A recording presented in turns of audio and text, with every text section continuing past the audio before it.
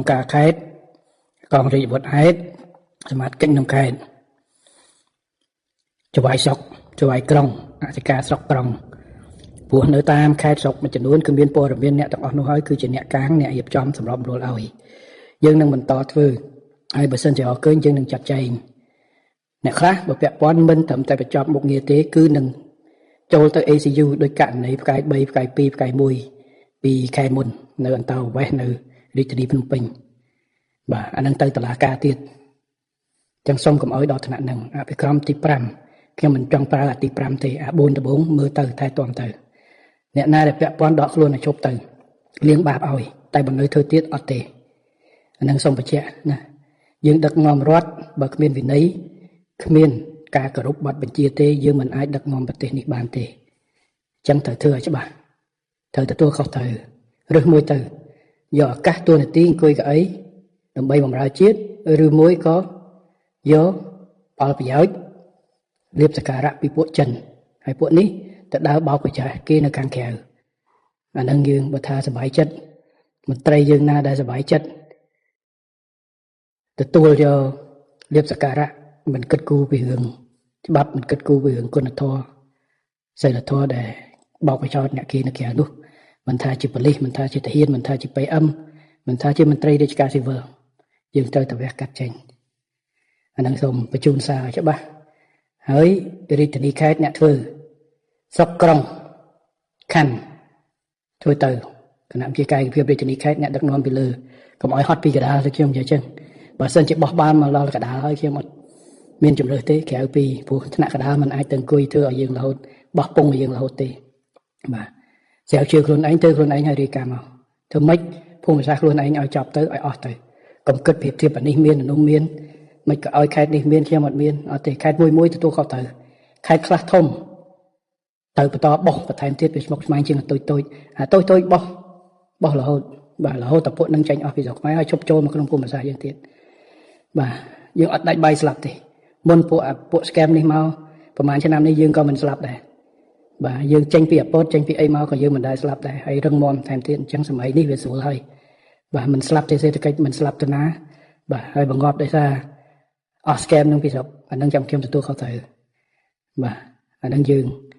និយាយឲ្យច្បាស់អញ្ចឹងមកតែខ្ញុំមិនជឿថាសេដ្ឋកិច្ចយើងនឹងងាប់ដោយសារពួក scam ចេញអស់ពីស្រុកខ្មែរនោះទេទៅវិញពួកនេះចេញអស់យើងកាន់តែបានก่อนបាកិត្តិយសអីយើងមានមុខមាត់គេលែងព្រួយរឿងសុវត្ថិភាពរឿងស្អីពាក់ព័ន្ធនឹងពួកអា scam ពួកអាចោមកគេនឹងទៀតបាទអញ្ចឹងសូមឲ្យធ្វើអាហ្នឹងឥឡូវបែកវងមកសំងំមួយចំនួនភ្នំពេញប៉ុន្តែវាបែកជាទៅណោះទៅកើតនៅមណ្ឌលគិរីឥឡូវឮថារតនគិរីក៏មានដែរចវាយខេត្តមណ្ឌលរតនគិរីត្រៀមខ្លួនបើមិនធ្វើទេលោកឯងក៏នឹងអស់សះដែរខ្ញុំប្រាប់ឲ្យហើយចវាយខេត្តមេ PM មេប៉ូលីសព្រោះសមត្ថកិច្ចនគរបាលយុត្តិធម៌បើឃើញថាវាមិនព្រមធ្វើទេដាក់វាយកទៅដកវាចេញមកពិតហើយយប់មិញខ្ញុំឃើញអតីតតំណាងរាស្ត្រប្រឆាំងមួយបាននិយាយថាដកហើយតឡើងសាក់បានអត់អីទេណែឯងនិយាយត្រឹមត្រូវចវាយខេត្តមណ្ឌលគិរីយកចេញពីខេត្តយកមកធ្វើរលិកតការមហាផ្ទៃគេថាឡើងសាក់ប៉ុន្តែខ្ញុំគ្រាន់តែបញ្ជាក់ថាបើប្រៀបធៀបរយៈពេលមុននិងរយៈពេលនេះពេលមុនខ្ញុំនៅលំដាប់ទី4ក្នុងផ្នែកអសនៈក្រមពិធីការព្រះមហាក្សត្រជាទី1ប្រធានព្រឹទ្ធសភាជាទី2ប្រធានរដ្ឋសភាជាទី3នាយករដ្ឋមន្ត្រីទី4ពេលនេះខ្ញុំជាមនុស្សទី2នៅក្នុងព្រះរាជាណាចក្រក៏ប៉ុន្តែអំណាចពិតវានៅអាទី4នោះដែលខ្ញុំកាន់វា38ឆ្នាំរចនាសម្ព័ន្ធអំណាចវាអញ្ចឹងចវាយខេត្តពិតមែនតែអាបាខេត្តពិតមែនតែថាមើលទៅដូចជាទៀបជាងរដ្ឋលេខាធិការមហាផ្ទៃក៏ប៉ុន្តែមហាខេត្តត្រូវចាំឲ្យច្បាស់អាបាខេត្តគឺជាតំណាងរាជរដ្ឋាភិបាលប្រចាំដែនដីអំណាចអាចបញ្ជាទាហានអំណាចអាចបញ្ជាប៉ូលីសអំណាចអាចបញ្ជាអាវុធហត្ថអញ្ចឹងទេសូមនិយាយឡើងវិញគ្មានការយោគយល់ណាមួយដែលអាចធ្វើទៅរួចនៅពេលដែលអ្នកឯងមិនព្រមធ្វើហើយឬក៏ចូលពាក់ព័ន្ធកុំថា ខ្ញុំជាកូនមេដឹកនាំដែលបានតស៊ូច្រើនឆ្នាំកុំនិយាយថាខ្ញុំបានបូជាជីវិតសម្រាប់គណៈបកអស់រយៈពេលច្រើនឆ្នាំកុំនិយាយថាខ្ញុំបានបម្រើជាតិអស់រយៈពេលប្រហែលឆ្នាំអត់ទេឯងយកស្រោមរបស់មន្ត្រីរដ្ឋយកទៅប្រព្រឹត្តបទល្មើសឬយកស្រោមមន្ត្រីរដ្ឋទៅកាន់នៅទីកន្លែងមួយដែលឯងមិនព្រមចេញបញ្ជាឬមិនចេញធ្វើសកម្មភាព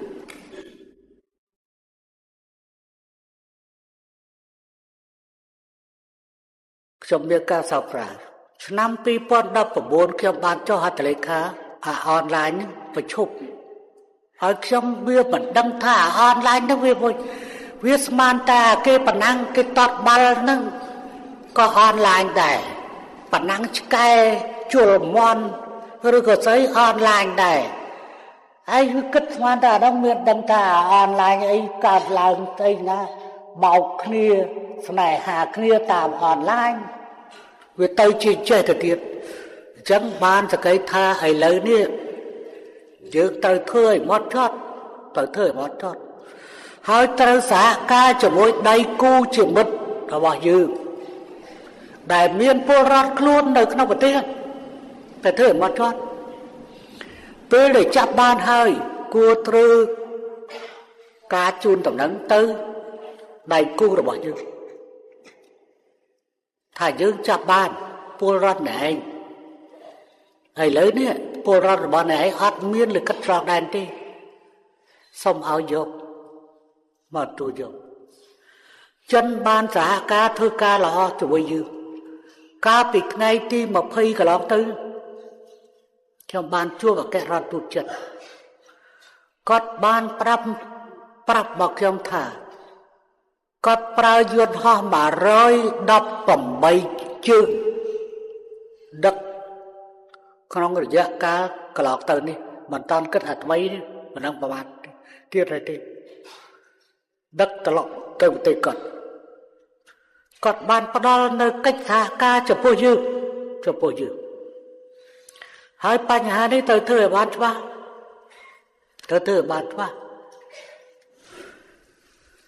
យើងមានករណីទាក់ទិនជាមួយនឹងបញ្ហា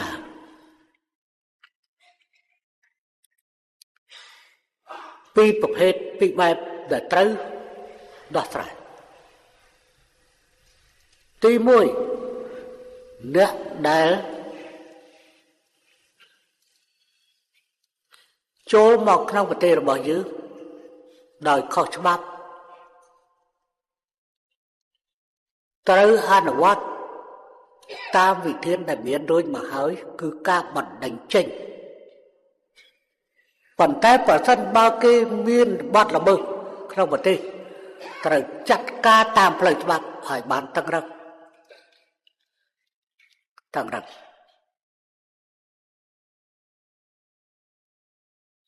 ករណីទី2អ្នកនោះមកនៅប្រទេសរបស់យើងបានចូលសញ្ជាតិយើងបានខិតខំកែរដ្ឋធម្មនុញ្ញវិសោធនកម្មរដ្ឋធម្មនុញ្ញអនុញ្ញាតឲ្យដកសញ្ជាតិដែលមុននេះបកប្រឆាំងបានគិតថាគម្រោងគោលដៅរបស់យើងគឺដកសញ្ជាតិលើពួកអ្នកប្រឆាំងយើងអត់ធ្ងន់មិនត្រឹមមិននិយាយទេគោលដៅរបស់យើងគឺគោលដៅក្រែងលោជនជាតិបរទេសខ្លះចូលសញ្ជាតិរបស់យើងហើយដែលរដ្ឋហើយដែលប្រព្រឹត្តកំហុសនៅក្នុងប្រទេសរបស់យើងមិនអាចចាប់បញ្ជូនគេត្រឡប់ទៅប្រទេសដើមវិញបានតែរដ្ឋធម្មនុញ្ញបានហាមឃាត់មិនត្រូវចាប់បញ្ជូនពលរដ្ឋកម្ពុជាឲ្យទៅបរទេសអញ្ចឹងយើងធ្វើវិសោធនកម្មរដ្ឋធម្មនុញ្ញសម្ដៅដកសញ្ជាតិដែលមុននេះបកប្រឆាំងថាសម្ដៅដកសញ្ជាតិរបស់ពួកប្រឆាំងមកដល់ម៉ោងនេះយើងមិនតាន់មានដកសញ្ជាតិពួកប្រឆាំងណាម្នាក់ទេប៉ុន្តែយើងបំរុងទុករួចស្រេចទៅហើយអំពីការដកសញ្ជាតិអ្នកជនបរទេសដែលចូលសញ្ជាតិកម្ពុជាហើយបំផ្លាញ ក្នុងទឹកដីកម្ពុជាយើងតាំងតែដកសញ្ជាតិហើយត្រូវចាំណាដកសញ្ជាតិពីប្រទេសណាសញ្ជាតិណាទៅបញ្ជូនទៅប្រទេសនោះវិញឧទាហរណ៍ជនជាតិចិនចូលសញ្ជាតិខ្មែរអញ្ចឹងបើសិនជាដកសញ្ជាតិរួចហើយតើគេជាអីគេជាចិនបើគេជាចិនបកគលឲ្យចិនទៅវាជាប់រឿងហើយកុំឲ្យរឿងសំញ៉ាំច្រើនពេកជនជាតិអាមេរិកគាត់ចូលសញ្ជាតិខ្មែរកាលណាចូលសញ្ជាតិខ្មែរយើងដកសញ្ជាតិខ្មែរបាត់គាត់នៅសល់សញ្ជាតិអីគាត់នៅសល់សញ្ជាតិអាមេរិកអញ្ចឹងត្រូវបកគលឲ្យអាមេរិកមិនអាចដកសញ្ជាតិចិនពលរដ្ឋចិនហើយបែរជាចាប់បញ្ជូនឲ្យអាមេរិកហើយទៅដកសញ្ជាតិខ្មែរពីពលរដ្ឋអាមេរិកបញ្ជូនទៅឲ្យចិនគឺមិនអាចធ្វើចឹងទេមិនអាចធ្វើចឹងទេព្រោះអានោះវាខុសរឿងហើយវាការបកកើតនៅបញ្ហាស្មុគស្មាញ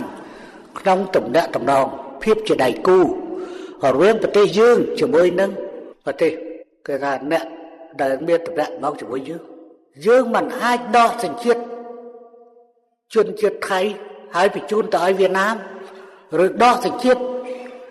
ពីពលរដ្ឋវៀតណាមដែលជួលសញ្ជាតិខ្មែរបកគលទៅឲ្យថៃទេមិនអាចទេអញ្ចឹងចំណុចនេះនិយាយគ្នាច្បាស់និយាយគ្នាច្បាស់ឥឡូវបែកវងមកសំងំមួយចំនួនភ្នំពេញប៉ុន្តែវាបែកជាទៅណោះទៅកើតនៅមណ្ឌលគិរីឥឡូវឮថារតនគិរីក៏មានដែរចវាយខេត្តមណ្ឌលរតនគិរីត្រៀមខ្លួនបើមិនធ្វើទេលោកឯងក៏នឹងអស់សះដែរខ្ញុំប្រាប់ហើយខ្ញុំមិនដកចំនួននាយករដ្ឋមន្ត្រីទេក៏ប៉ុន្តែក្នុងឋានៈជាប្រធានគណៈបកកណ្ដាលអំណាចខ្ញុំមានសិទ្ធិនឹងនិយាយ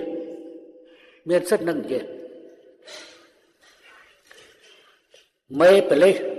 មេ PM នៅរតនគិរីចវាយខេត្តរតនគិរីត្រៀមខ្លួនឲ្យហើយទៅកំចាត់ឲ្យហើយទៅអ្នកណាដឹងកន្លែងអីទៅភ្នំពេញគេបានធ្វើប្រតិបត្តិការរាល់ថ្ងៃគ្រប់ខេត្តទាំងអស់ព្រោះចេះវាបែកអាសមុកធំវាប្រកែកទៅអាតូចទៅពឹងលើពាក់លើណាពឹងពាក់លើមូលដ្ឋាន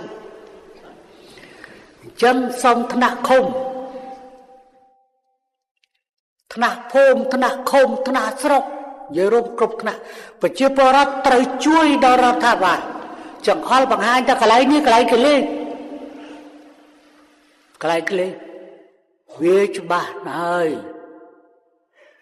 ប្រសិនបើរោគនោះត្រូវសហការកន្លែងខ្លះដែលប្រើអ៊ីនធឺណិតច្រើនគឺកន្លែងហ្នឹងហើយ